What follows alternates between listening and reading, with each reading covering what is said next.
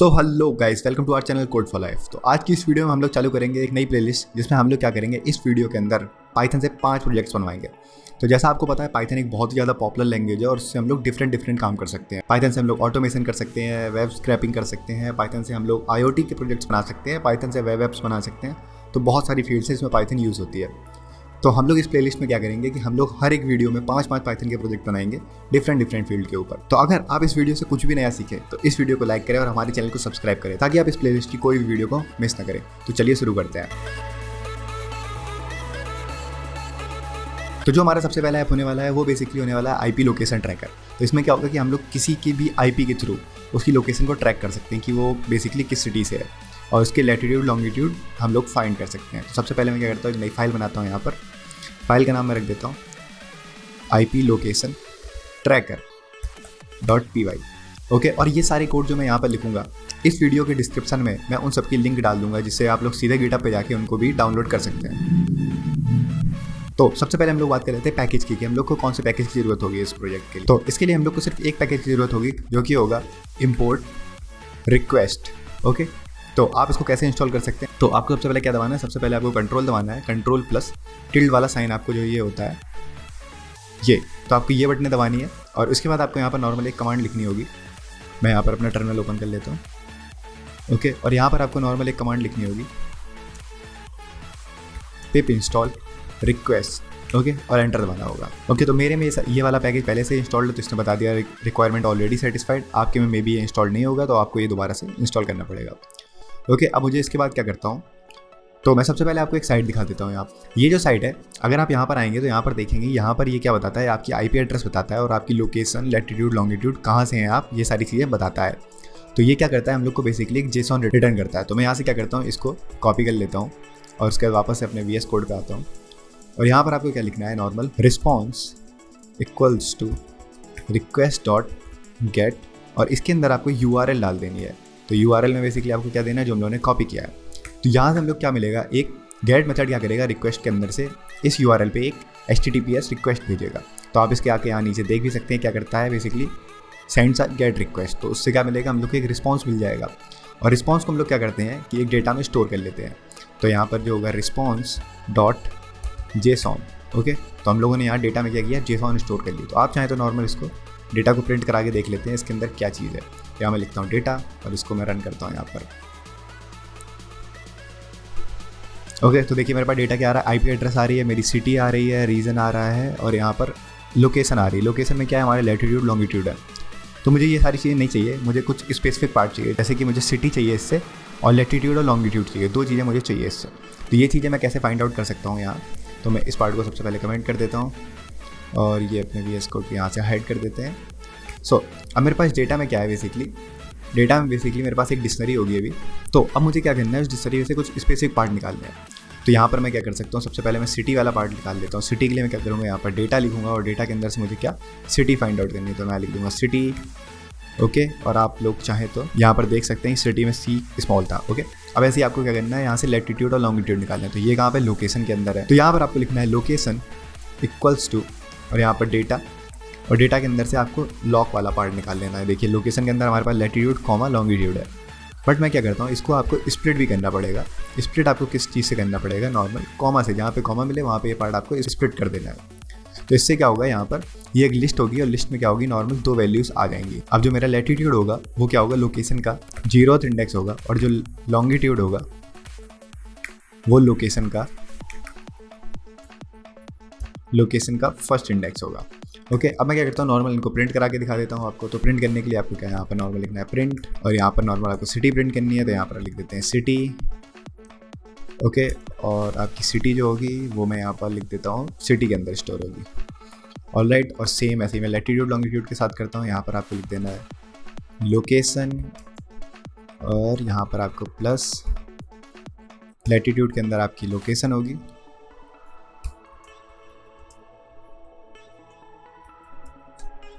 Longitude, और इसको मैं क्या करता हूँ, नॉर्मल रन करते हैं। सो देखिए हमारे पास क्या है, नॉर्मल डेटा आ रहा है, सिटी जो है हमारी आगरा है और जो लोकेशन है हमारी वो लैटिट्यूड लॉन्गिट्यूड यहाँ पर आ रहे हैं। तो ये था हमारा बेसिकली पहला प्रोग्राम जिससे हम लोग क्या कर सकते हैं, किसी भी यूज़र की IP एड्रेस से उसकी लोकेशन फाइंड आउट कर सकते हैं।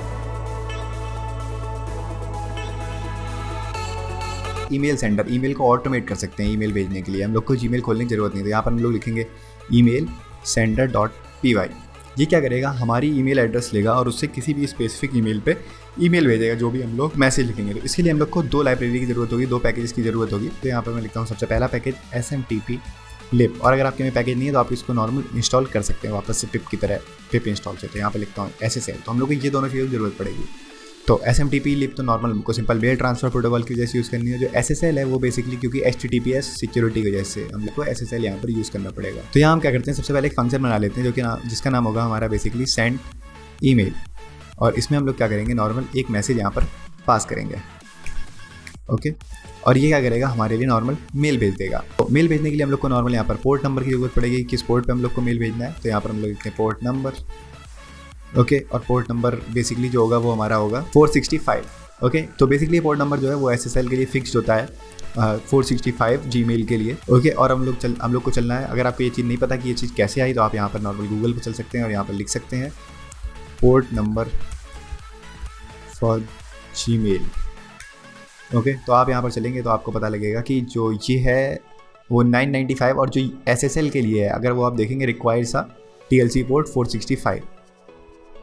आपको ऐसे पता लग सकता है पोर्ट नंबर। अब इसके बाद कर लेते हैं सर्वर। तो यहाँ पर जो सर्वर का नाम होगा, तो यहाँ पर हम लोग सर्वर लिखते हैं, सर्वर इक्वल्स टू, सर्वर हमारा क्या होगा smtp.gmail. ओके, अब इसके बाद कर लेते हैं कि आपको मेल किस ID से भेजना है। तो यहाँ पर आपको लिखना है सेंडर ईमेल, और इसमें आपको मेल ID डाल देनी है जिससे आपको भेजना है। तो यहाँ पर मैं अभी के लिए demo@demo.com लिख देता हूँ, इससे आपको मेल भेजनी मान लीजिए। और जो रिसीवर ईमेल होगी उसको आपको लिखना है। तो यहाँ पर मैं ईमेल लिख देता हूँ। तो ये वो ईमेल ID होगी जिसमें आपको मेल भेजना है। तो यहाँ पर मैं इसको भी कुछ भी लिख देता हूँ। मान लीजिए मैंने यहाँ पर लिखा demo@xyz.com। आपको अब demo@demo.com से demo@xyz.com पे ईमेल भेजनी है। तो अब इसके बाद आपको क्या है, सेंडर ईमेल का पासवर्ड भी चाहिए होगा, ताकि जो ये पाइथन है हमारा इस ईमेल को एक्सेस करके इसमें पासवर्ड इसमें भेज सके ईमेल। तो यहाँ पर आपको लिखना पड़ेगा sender_pass। यहाँ पर मैं पास दे देता हूँ इसका। तो पासवर्ड बेसिकली आप यहाँ पर कुछ भी दे दीजिए अभी के लिए मान लीजिए, बट मैं अभी आपको एक चीज़ बताना चाहता हूँ यहाँ पर। तो यहाँ पर चलिए, और आपको क्या करने की यहाँ पर ज़रूरत पड़ेगी कि अगर आपकी जीमेल में 2 फैक्टर ऑथेंटिकेशन है, मतलब कि जब आप लॉगिन करते हैं जीमेल तो आपके पास OTP आती है, तो आपका जो इस जीमेल का पासवर्ड है वो पासवर्ड से यहाँ पर एक्सेस नहीं कर पाएगा। तो उसके लिए आपको क्या करना पड़ेगा, तो आप यहाँ पर जीमेल में आइए, आपको यहाँ पर चलना है myaccounts.google.com/security में आना है। आपको यहाँ पर सबसे पहले माई अकाउंट्स में आना है, उसके बाद आपको सिक्योरिटी में आना है। सिक्योरिटी में आने के बाद आपको यहाँ पर ऑप्शन दिखाई देगा साइन इन टू गूगल। तो यहाँ पर अगर आपका 2 फैक्टर वेरिफिकेशन जो है अगर वो इनेबल है, यहाँ पर ऑन लिख के आ रहा है, तो आपको यहाँ ऐप पासवर्ड पे जाके एक पासवर्ड जनरेट करना पड़ेगा। तो आप यहाँ पर क्लिक करिए। ये आपको यहाँ पर एक आ जाएगा, और यहाँ पर आपको करना पड़ेगा एक पासवर्ड जनरेट करना पड़ेगा। जैसे मैंने यहाँ पर ये जनरेट कर रखा है mail on my Windows computer, तो आप इस पर जनरेट करेंगे तो यहाँ पर आपको एक की मिल जाएगी। तो आपको नॉर्मल वो की कॉपी करनी है यहाँ से। तो अभी के लिए मैं आपको वो की दिखा नहीं सकता, तो आपको यहाँ से बस नॉर्मल वो की कॉपी करनी है। यहाँ पर आपको क्या करना होगा, यहाँ पर मेल पर जाना होगा और यहाँ पर विंडोज़ कंप्यूटर पे जाना है, और जनरेट पे आप क्लिक करेंगे तो आपको एक की मिल जाएगी। आपको वो की यहाँ से कॉपी करनी है और वो की यहाँ पर आके आपको पेस्ट कर देनी है। तो वो की मान लीजिए कुछ भी है। तो आपके पास अब आपकी ईमेल ID है, आपका पासवर्ड है। अब आपको यहाँ पर इस वाली ID पर मेल भेजनी है। तो आप काम करते हैं मेल भेजने वाला। हम लोग मेल कैसे भेज सकते हैं, तो सबसे पहले हम लोग को क्या चाहिए होगा, कंटेक्स्ट चाहिए होगा। कंटेक्स्ट बेसिकली हम लोग के लिए क्या करेगा, SSL कनेक्शन आप समझ सकते हैं। तो यहाँ पर आपको लिखना है नॉर्मल SSL.create default context। तो इससे क्या होगा, हम लोग को बेसिकली कंटेक्स्ट मिल जाएगा। अब यहाँ पर हम लोग क्या करना है, नॉर्मली यहाँ लिखना है विथ, और यहाँ पर smtp_lib.smtp_ssl। ओके, तो बेसिकली हम लोग किस लिए किया, SMTP SSL कनेक्शन लेने के लिए किया है। तो बेसिकली हम लोग यहाँ पर क्या करते हैं, अब यहाँ पर सर्वर का नाम डालते हैं सबसे पहले। ओके, और जो दूसरी चीज़ हम लोग को यहाँ पर देनी होगी तो वो होगी पोर्ट नंबर, और जो हमारी तीसरी चीज़ होगी वो बेसिकली हमारा होगा कंटेक्स्ट जो होता है। तो कंटेक्स्ट में हम लोग क्या पास कर देते हैं, कंटेक्स्ट पास कर देते हैं। ओके, कंटेक्स्ट, और इसको हम लोग लिख देते हैं यहाँ पर एज सर्वर। ओके, अब चलते हैं हम लोग इसके अंदर, सर्वर के एक एस कम। तो हमारे पास अब क्या होगा यहाँ पर, तो जो पोर्ट है यहाँ पर, ये पोर्ट ना होके पोर्ट नंबर है एक्चुअली में। तो यहाँ पर मैं पोर्ट नंबर लिख देता हूँ। तो हम लोग क्या किया, यहाँ पर हम लोगों ने अपना सब कुछ सेट कर चुके हैं, पोर्ट नंबर सेट कर दिया, सर्वर सेट कर दिया, वहाँ से हम लोगों ने एक SSL कनेक्शन ले लिया है। तो अब हम लोग को इसके अंदर क्या करना है, नॉर्मल अपना ईमेल भेजनी है, जिस ईमेल पे हम लोग को डेटा भेजना है। तो बेसिकली यहाँ पर 2 चीज़ें हो सकती हैं। मान लीजिए मैंने यहाँ पर ट्राई कैच ब्लॉक लगा देता हूँ। ट्राई कैच ब्लॉक किस लिए लगा रहा हूँ ये मैं आपको भी बताता हूँ। सबसे पहले हम लोग यहाँ पर क्या करेंगे कि यहाँ पर मैं लिख देता हूँ email इक्वल्स टू server.login, और लॉगिन में मैं क्या करता हूँ, जो हमारी सेंडर की ईमेल ID है, सेंडर ईमेल कॉमा जो सेंडर का पास है उससे मैं लॉगिन करने की कोशिश करता हूँ। तो ये भी तो हो सकता है कि मान लीजिए जो ईमेल ID और पासवर्ड है वो गलत है। ओके, या आपने 2 फैक्टर ऑथेंटिकेशन जो सेट कर रखा है, तो यहाँ पर आपने वो पास किया है जो वो नहीं डाली है। तो बेसिकली इन वजह से ये सब चीज़ें हो सकती। तो इसलिए मैं यहाँ पर ट्राई कैच ब्लॉक लगाऊंगा। तो इसके बाद मैं क्या करता हूँ, नॉर्मल जो हमारा रिजल्ट आएगा वो सेट कर लेता हूँ। तो यहाँ पर आपको क्या करना है, यहाँ पर आपको एक्चुअली आपको यहाँ पर ईमेल का यूज़ नहीं करना है। तो यहाँ पर आपको सर्वर डॉट लॉगिन बस करना है। उसके बाद आप यहाँ पर आइए और यहाँ पर आपको लिखना है server dot send email, send a mail. और यहाँ पर आपको नॉर्मल सेंडर का ईमेल आईडी, जो सेंडर की ईमेल है वो डालनी है, कॉमा जो रिसीवर की ईमेल है वो डालनी है आपको, और जो मैसेज आपको भेजना है वो डालना है। ओके, तो इससे क्या होगा कि ये वाली जो ईमेल आईडी है उसमें क्या होगा, हमारा मैसेज चला जाएगा। इसको अभी प्रॉब्लम है क्योंकि एक्सेप्ट ब्लॉक होना चाहिए यहाँ पर, इसलिए प्रॉब्लम बता रहा है, और यहाँ पर इंडेंटेशन गड़बड़ है इसलिए प्रॉब्लम बता रहा है। अब हमारे पास क्या होगा कि अगर इसने ईमेल भेज दी तो हमारे पास कुछ रिजल्ट आ जाएगा। अब नॉर्मल हम लोग यहाँ पर क्या करते हैं, प्रिंट कर देते हैं। तो प्रिंट में हम लोग क्या लिख देते हैं यहाँ पर, ईमेल सेंड। ओके, और अगर मान लीजिए कि ये वाला काम नहीं हुआ है हमारा, तो हम लोग क्या करेंगे, यहाँ पर हम लोग लगा देते हैं एक्सेप्ट ब्लॉक। तो एक्सेप्ट ब्लॉक में हम लोग क्या करते हैं, नॉर्मल यहाँ पर चल के लिख देते हैं कि प्रिंट कर देते हैं, यहाँ से भी हम लोग print email done send. Okay, और ये अगर आपने यहाँ पर स्लैश लगाया तो इसके लिए आपको यहाँ पर बैक स्लैश यूज़ करना पड़ेगा। यहाँ पर भी इसको इंडेंटेशन प्रॉब्लम होगी मे बी। ओके, प्रॉब्लम यहाँ पर इंडेंटेशन की है। तो मैं इसको बैक कर देता हूँ एक, और इसको भी मैं बैक कर देता हूँ। परफेक्ट, यहाँ पर सारी प्रॉब्लम आपकी जा चुकी है। अब हम लोग क्या करते हैं, बाहर से चलते हैं और इस फंक्शन को कॉल करते हैं एक मैसेज देके। तो हम लोग, मैं इसके बाहर चलता हूँ और यहाँ पर इस फंक्शन कॉल करता हूँ सेंड मेल, और इसमें कोई भी मैसेज दे देता हूँ, like hello this is an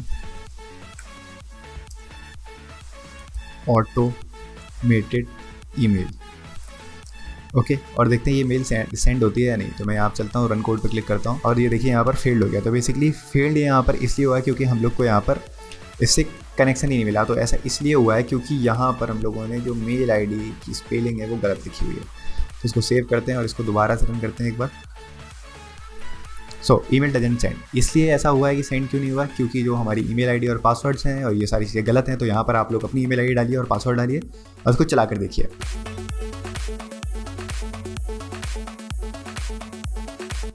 हमारा तीसरा प्रोजेक्ट होगा, वो होगा हम लोग क्या करेंगे, एक वीडियो फाइल को एक ऑडियो फाइल में कन्वर्ट करेंगे बेसिकली। तो इसके लिए हम लोग क्या करते हैं, यहाँ पर एक फाइल बना लेते हैं, यहाँ पर एक नई convert_mp3.py। तो इसमें आपको करना पड़ेगा, सबसे पहले आपको यहाँ पर लिखना पड़ेगा इंपोर्ट। तो आपको यहाँ पर जिस पैकेज की जरूरत है वो है यहाँ पर MoviePy। ओके, MoviePy.editor, आपको यहाँ पर एडिटर लिखना है। तो आपको अगर इसको इंस्टॉल करना है तो नॉर्मल आपको वही पिप इंस्टॉल MoviePy। ओके, और इसके बाद आपको क्या करना है, नॉर्मल सबसे पहले यहाँ पर हम लोग वीडियो ले लेते हैं, जो हमारी वीडियो होगी। तो यहाँ पर लिख देता हूँ okay MoviePy.editor.video file clip। Okay, और यहाँ पर पास दे देता हूँ हमारी वीडियो फाइल का। तो मैंने यहाँ पर एसेट्स फोल्डर के अंदर हमारी यहाँ पर मूवी फाइल बना के रखी हुई है। ओके, तो मैं क्या करता हूँ, यहाँ पर आके नॉर्मल इसका पाथ दे देता हूँ। तो आपको यहाँ पर लिखना है ./ और यहाँ लिखता हूँ assets/video.mov। तो ये हमारी फाइल का पाथ हो गया। ओके, और अगर आपको कहीं और है तो आप वहाँ से भी ऐसे पाथ ला सकते हैं और यहाँ पर डाल सकते हैं। अब आपको बस यहाँ पर एक वेरिएबल बनाना है, audio equals to video.audio।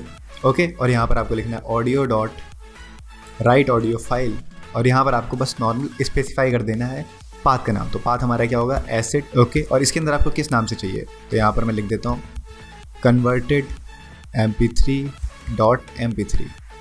Okay, और इसको मैं सेव करता हूँ और यहाँ पर इसको रन करते हैं। यहाँ पर आप देखेंगे कि नॉर्मल इसने राइटिंग चालू करी और ये MoviePy राइटिंग ऑडियो डन हो चुकी है। तो हम लोग चलते हैं यहाँ पर, इस फोल्डर के अंदर आप आके देखेंगे एसेट्स के अंदर यहाँ मेरी वीडियो पड़ी हुई थी, और यहाँ पर ये देखिए MP3 फाइल आ चुकी है। अगर आप इसको चला के देखेंगे तो ये इसी वीडियो की कन्वर्टेड MP3 फाइल होगी।